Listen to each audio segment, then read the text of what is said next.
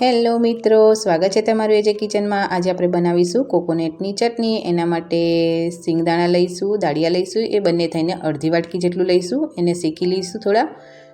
એના પછી એડ કરીશું 5 થી 6 લીલા તીખા મરચાં નાખીશું એમાં નાખીશું કોકોનટની ઝીણ છે, 2 વાટકી જેટલી મેં લીધી છે।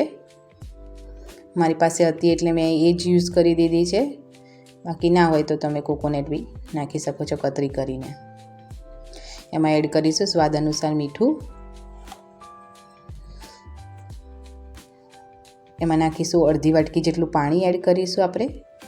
અત્યારે થોડું નાખીશું, પછી પાછું મિક્સર ફરાવીશું ત્યારે જેમ જરૂર હશે એવી રીતે નાખીશું। આવી રીતના સરસ મજાથી પેસ્ટ બનાવી દઈશું। એમાં એડ કરીશું કોથમીર। કોથમીર નાખ્યા પછી એને પાછું ફરાવી લઈશું। સરસ રીતે આવો કલર આવી જશે, એકદમ ગ્રીન। અને કાઢી લઈશું એક બાઉલમાં।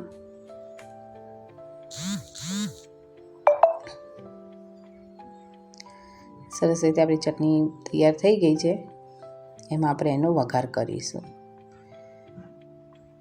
2 ચમચી જેટલું તેલ લઈશું।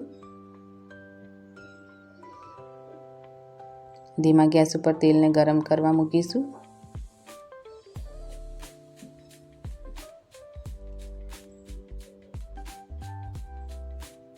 થોડું તેલ ગરમ થઈ ગયું છે એટલે મેં એમાં થોડી રાઈ નાખીને ચેક કર્યું હતું। એના પછી 1 ચમચી જેટલી રાઈ નાખીશું। 1 ચમચી જેટલું જીરું એડ કરીશું। 1 લાલ સૂકું મરચું લઈશું એમાં, અને થોડા કડી પત્તા નાખીશું। એને મિક્સ કરી લઈશું સરસ રીતે।